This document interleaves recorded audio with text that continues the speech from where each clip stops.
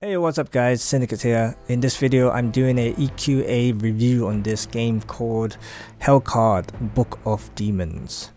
EQA is a template I've created to better help me talk about games, breaking it up into two sections. My point of view of the enjoyment I had with the game and the quality of how well they made this game. Hoping to give a much accurate score without any influence from other sources, criticizing everything and only from the game itself. With that out of the way, let's dive into this game. Oh, before we start, I'd like to thank Think Trunk, the developers, Skystone Games, Surefire.Games, the publishers, and also Keymailers for getting me a key to try out the game and review it. So yeah, let's continue.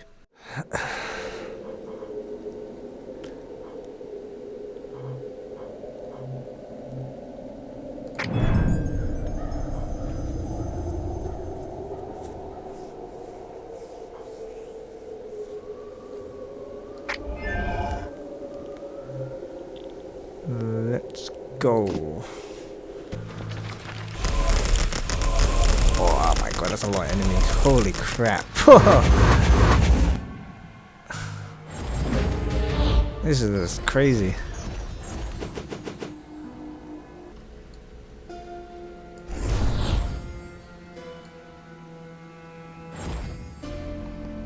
Hey, baby.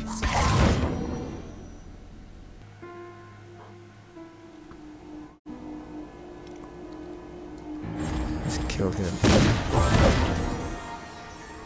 So I will just in turn.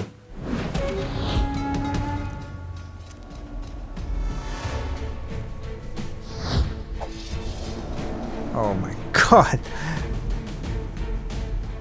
Oh my god. Look how many enemies on my side. What the hell? So let's start off with the story. Was it interesting to me? Does it need it if there isn't one? The game's story is hardly present, and it's only told by a narrator through the trailer and the intro cutscene. And that is about it. To summarize, a book appears in the Archive of Awesome, and it is the game, Hellcard, Book of Demons. It's telling of stories of adventurers played by the players in 2D style papercraft going down into a dungeon. From the look of it, it looks like a church much like Diablo 1 in Tristram, and I guess this game has a reference in Easter eggs. This time around, the voice of the sadistic girl takes over the narrator. She wants more action and violence, so she puts a twist in the story by adding tentacles, which doesn't really play any part in the game, but basically she ups the ante for the players, and that's it. You're then thrust upon the game and must delve 12 floors of hell, hordes of enemies, and come out of it as a hero. Does the game need any more story than that? No, not really, but it could add more flavor, and it would also enrichen the franchise, which could also grab the players' attention more. I would like to know more about their world, but for what it is now, it's fine, and the game speaks for itself through fun experience gameplay rather than relying on story, and that's a good thing. On the surface, the world faces an ancient evil. Below, alone or together, heroes face the upheaval, fighting and building their decks along the way, unlocking cards and artifacts, discovering new ways to play.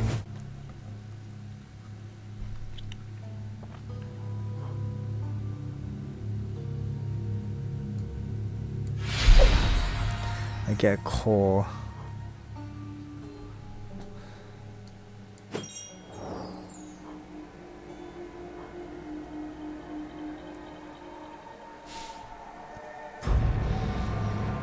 Before I decide to do that,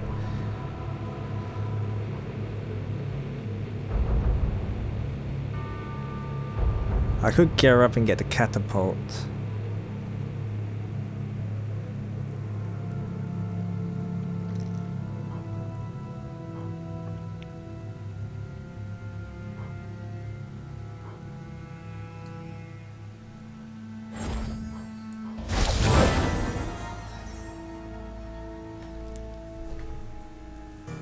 This game makes you think a lot. The interaction. Did I enjoy the gameplay? Was it fun? And does it work for the genre? The mechanic of the game is building up your deck of cards to the point of your preferred playstyle. Everybody has 3 points of mana, which is your resource to play certain cards. Some cost nothing to play and some cost all mana, all 3 of them. Thinking about your next move is a vital part of the game, and that is what I enjoy the most about roguelike card deck building games. It allows you to flex your brain and strategize your next move. This game certainly has that. Each character in the team has their own sector, a far and a near. Anything in the far sectors will be considered ranged. Certain creatures can only attack you at that location, vice versa with near sectors, but magical creatures can utilize both sectors, and it doesn't matter where they are, they can attack you.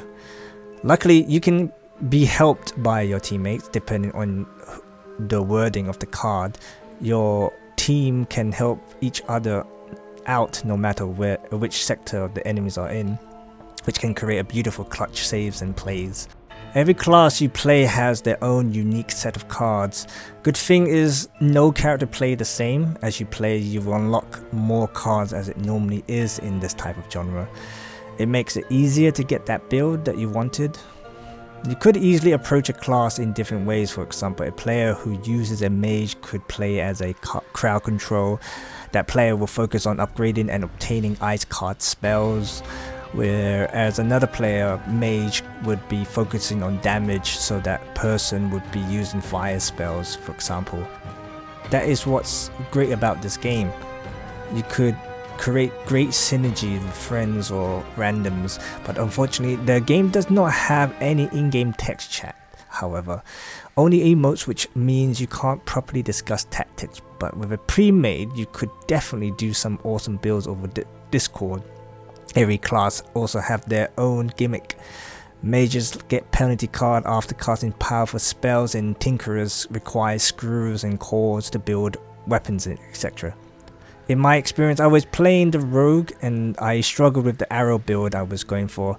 It just didn't have enough damage output and I was dragging the team down most of the time. But my next game, I decided to go full Bomberman style. I had cards that allowed me to place bombs any sector I liked, and I would do this for crowd control. I also had single-use high burst damage cards to help take down creatures that had high health, and we ended up winning the whole thing.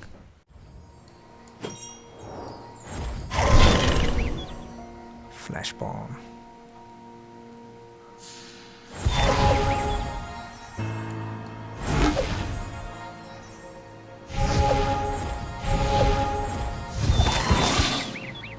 Oh, that concussive rocket is so good.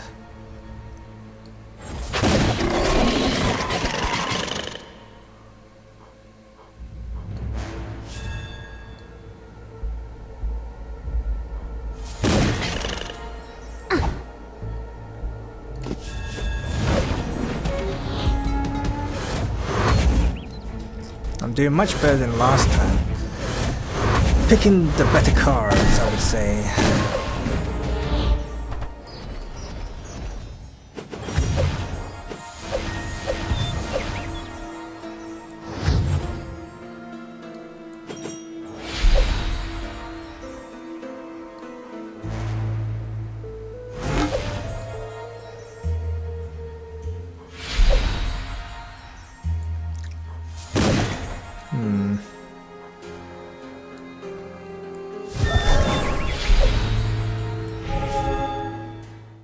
The immersion. Did I feel I was in the world?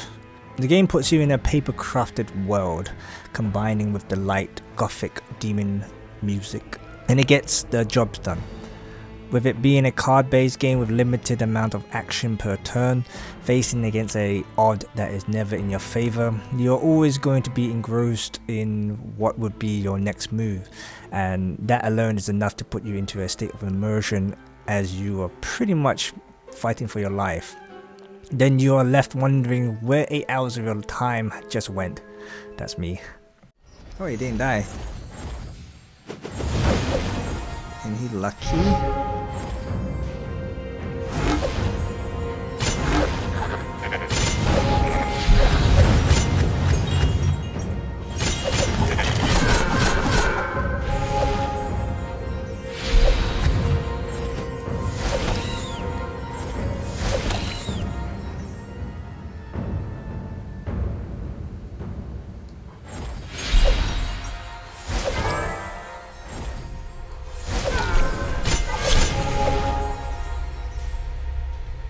Forgery kit at the start of the turn, add 2 marks on them.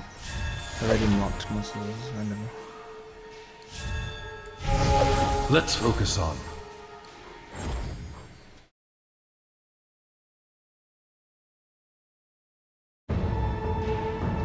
I'm gonna take shit ton of damage.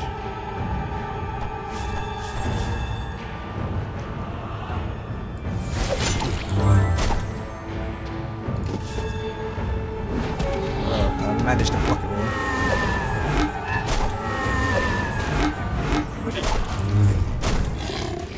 The content. Did I find the length of the game justify the worth of the price, and is there more to it?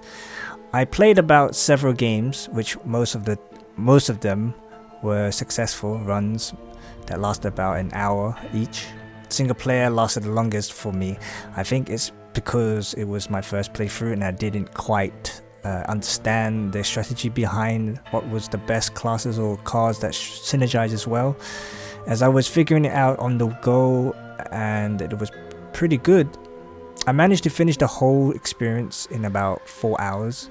After that, I continued to play again through co-op multiplayer, and I can certainly say that I had some fun times trying out different classes to see how they work. I have to say, multiplayer seemed a lot faster. I guess it's because everybody knew what they were doing and it gave off a different experience. I wasn't thinking as hard as I did during single player. Tension was lessened, and the fact you didn't want to keep the others waiting played a role. This, however, didn't make it any easier because there are more enemies on the board and you still gotta think what kind of cards would work well in your current party that you have no control of. And I guess that's where the half of the fun is. Whether you lose or made a mistake, your friends or randoms can carry you through it or fail together. And end of the day, you will learn what cards work and what doesn't. Next game you will do better and play faster. I imagine playing in a pre-made would be a different experience, as you will be discussing to each other and combining each other's thoughts to see what is the best approach. If the 12 floors mode isn't enough, there is also endless mode, which I haven't tried, but I could easily imagine it being a stream of endless monsters spawning and you gotta play with everything you got. Overall, it took me about over 9 hours to completely get the feel of the game, and I could say it was pretty good. It's decently priced in my opinion. Currently, during making of this video, it is priced at £15.49.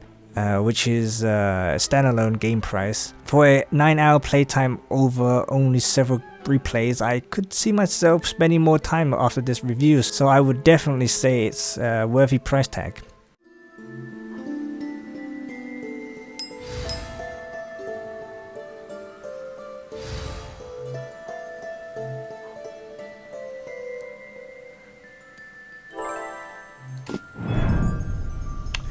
Mastery. Gain 2 block every time you play an arrow.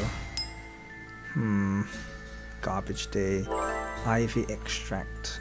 Arrows deal 1 damage. Let's get garbage day. The rocket launchers are really good.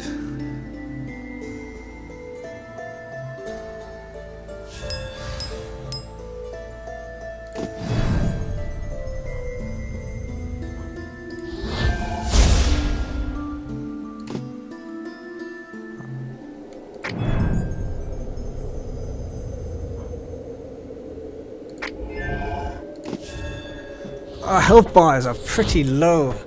I don't know if we're gonna win this fight. This seems a little bit too hard. I love the smell of gunpowder in the morning. What time is it anyway? Now, last of the enjoyment, the influence. Did it keep my attention, and did it also leave a lasting impression? It definitely kept my attention through its gameplay. Normally I would be done with a roguelike game after a couple of hours, but this got me hooked for 9 hours straight. The small time spent, the camaraderie I had with randoms that I played with, left a small tear as we got overwhelmed by the last boss or the victory shouts we shared by emoting "good job" after a hard battle won through brilliant tactical decision. Definitely thinking about the game after the next day. what could be my next class and how I would build or what I want to try out next. Now we're going on to the quality, the game's world. How is the graphic, character design and level design? For an indie game, it means you will have limited resources, be it money or manpower, for them to choose paper style graphics. It's a smart choice. The characters' animation are simple and the level design. The world is 2D, which means it can be very basic, so to make the game's theme into a book style, all of these limitations to the level design, the characters and animation, it all makes sense because it's a paper world. You think that's how paper people move. It also gives it a certain charm to it. However, in my opinion, it does not work all the time with level design. The arenas that you play in, I get the sense they all look so similar and it can get boring to look at after several replays. Luckily for the game, it's not the main focus, but I do wish there was some kind of elements of the level design that also plays together with or against the player. Environmental hazards or game-changing modifiers, etc. The monster variety is also not enough, well, for me that is, and that includes the look of the levels. They could focus on adding more areas and bosses to cycle through the RNG or place the 12 floors in a whole new area other than the church underground, but it seems the game focuses on Diablo themed demons like the butcher boss and the big red demon guy with wings. It feels like the devs written themselves into a limitation wall. I would like to see their future plans if they are ever going to expand on this game. Summon cards. And it's like my quiver.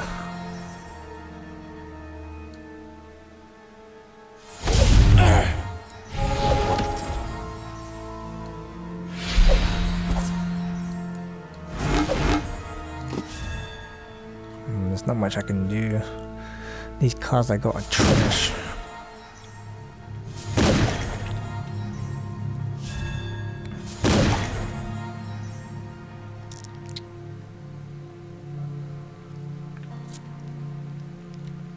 Zap zap.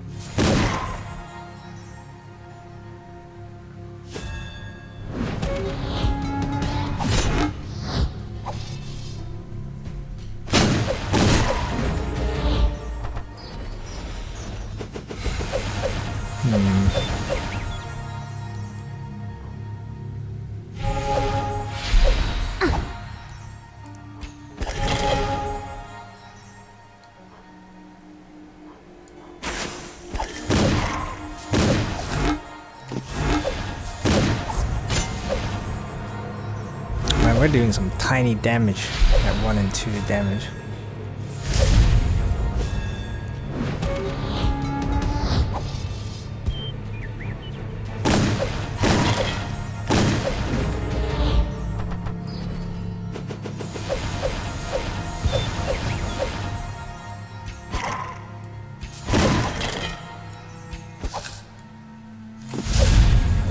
One damage. The game sounds. How is the music, voices, sound effect like attacks, and the ambient? Does it drag it down? There isn't much voice acting after the short intro cutscene, but the characters themselves do have emotes and lines you can play, either to express yourself or to praise one another for good plays. The voices on the lines for what they are well voiced, but they don't play much part in the actual gameplay, apart from the grunting noises, the hisses, cries and moans of the characters and monsters, sword clash, spells, explodes and legendary cards that do big damage. All plays nicely, with some have subtle tremor animation to give it that grandeur outcome. The music have this looming terror present sound to it, a mischief that is about to happen, giving it that playful yet a serious tone. It works well in this sense, but I can't help but notice similar tones that gets played during gameplay, sounding similar to Diablo 1. I guess the feel and the look got its inspiration from there. A lot of skeletons.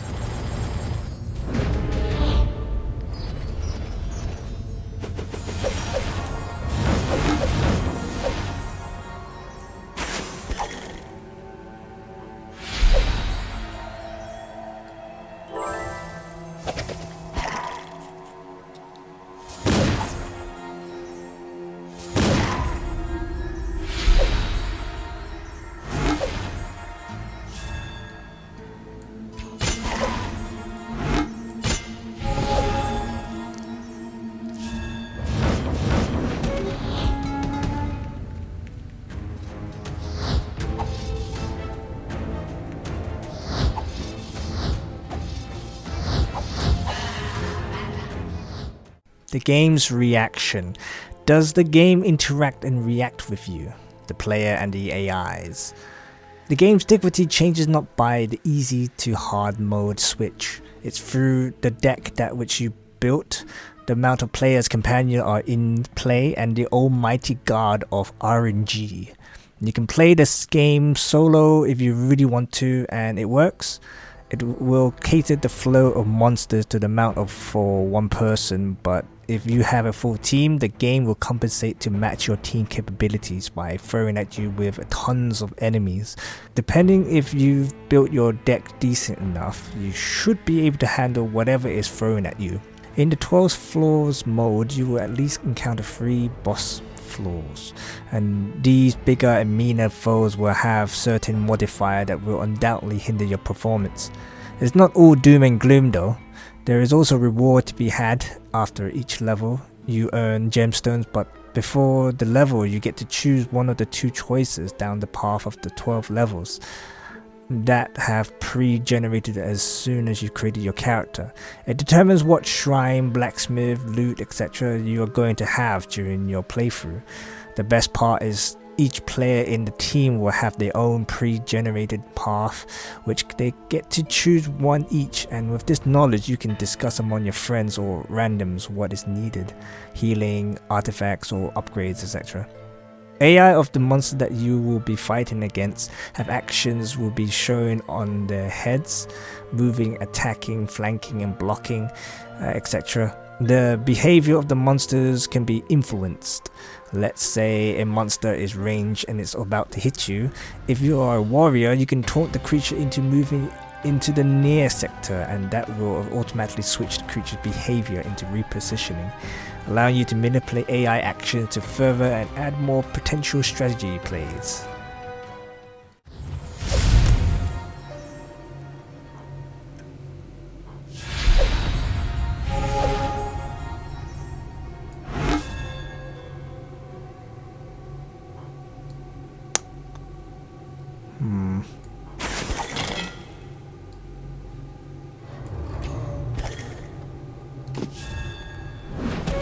Not much I can do. I don't really know how to play the rogue. I think this is the last time I played a rogue, which is pretty difficult.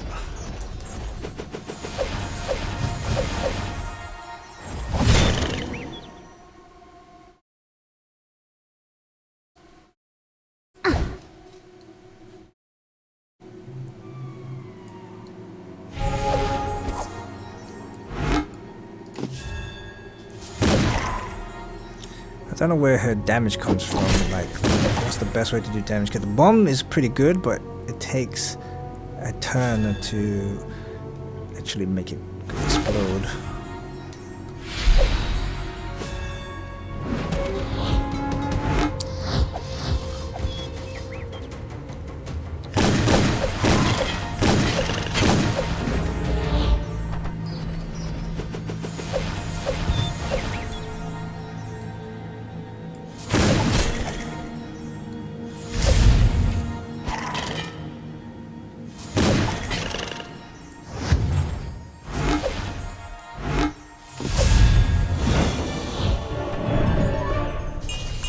And the bomb, placing the bomb down, you have to predict where they're gonna go, because otherwise it doesn't do anything.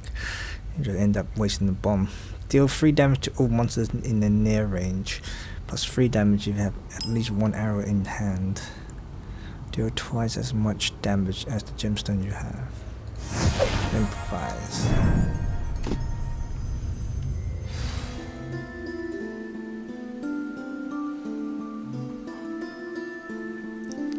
Give as much block as the selected hero has in common damage. Get tired, strain.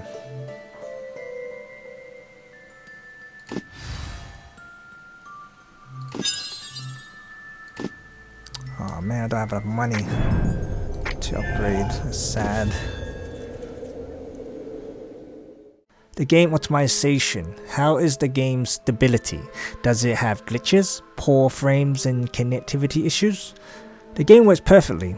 Throughout my 9 hours playthrough of the game, I didn't receive any hiccups. Frames were constantly running smooth, since I guess it doesn't take that much to run the graphics they have for this game, and I hadn't run into any game-breaking bugs or any bugs for that matter. Online co-op play was great, albeit it took some time occasionally to find players, but other time it was instant. In the time of this video was made, current online player base was like something 600 plus. It would be sad to see the online player base to diminish, as this mode brings a whole new experience compared to the single player, and it's so much fun. I wouldn't call this a hiccup, but there is a small issue when allowing all 3 players to play their cards simultaneously. The animation of the action and the reaction has to finish before the next person can play their card, and this has me re-dragging and dropping it constantly, hoping I was the first one to fire my shot as I had a plan in my head, and this can also lead to some mistakes. Like I said, it's minor, but it can be annoying. This only really happens when playing with randoms, since there isn't any in-game text chat, and you can't really like discuss and say, wait, let me throw my card in there first or something like that.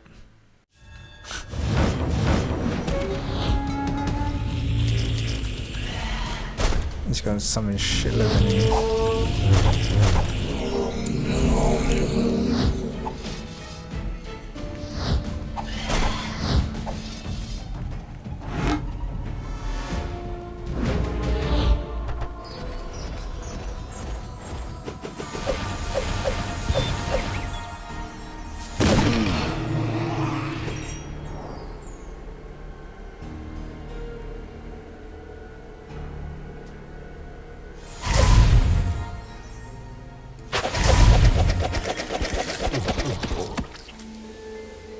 Oh, that was pretty good, I would say.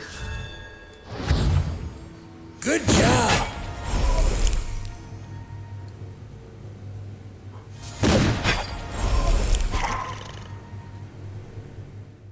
Finally, the game accessibility. Does the game have cross-platform, backward compatibility, friendly UI and quality of life?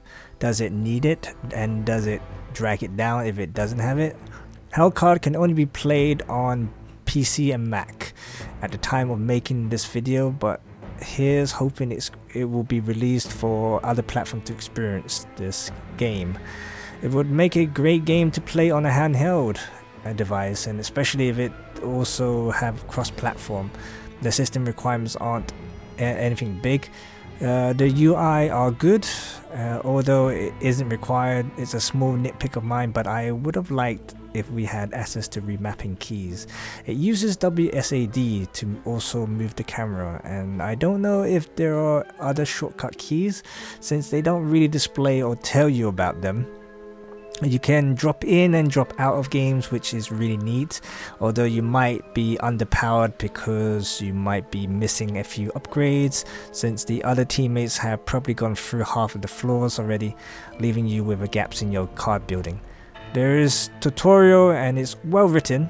It displays as you play along the game, perfect for keeping the pace to learn as you play, instead of dumping it all in one go. You can reset the tutorial if you need to, which is always nice if you forget something, but there should be also a codex tutorial. I would hate to have to guess when the tutorial will pop up for information that I need for something specific.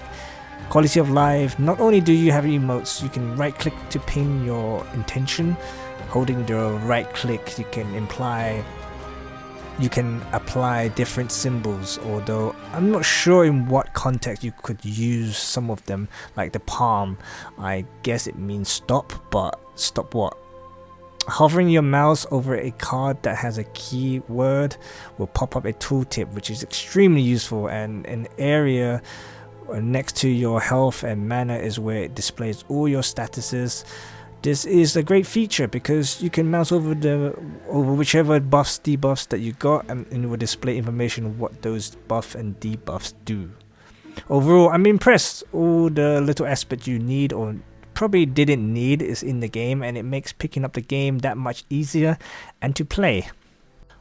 Overall, I had a great time playing this game, and I most likely will come back to stream the game a few more times. My only wish and hope they will further expand this game, as it has a lot of potential to become bigger and not just leaving it as it is to move on to the next game. I'm giving it my enjoyment rate a solid 5, and I rate their game quality 4, giving it a 9 out of 10 in my EQA. This is a very decent game. Alright guys, thanks for watching. Let me know if you agree or disagree with what I've said about the game, or give me a line on what your thoughts are about the game if you played it yourself. If not, did this review help you gauge a better understanding if this is a right game for you? Leave it all in the comments below. I'm Synarchyx, and this has been my EQA game review on Hellcard's Book of Demons. Until the next video, I will see you all on Twitch. Bye.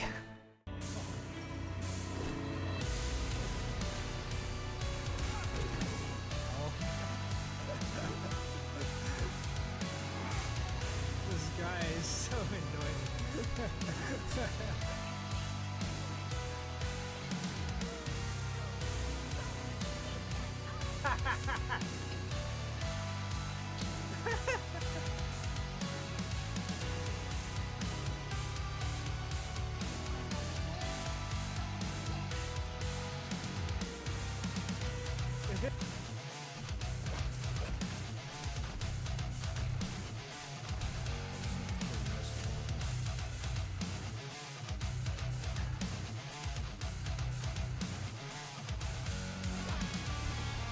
Suck them all in. Yeah. Get in there.